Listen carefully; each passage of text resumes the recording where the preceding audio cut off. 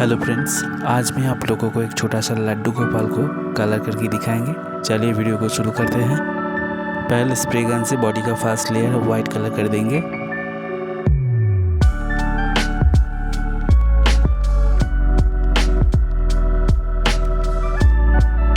White colour सूखने के बाद कृष्णा मूर्ति का कलर लाइट ब्लू को इसके बाद कर देंगे। ऐसे करके वीडियो को स्किप ना करके लास्ट तक देखिए।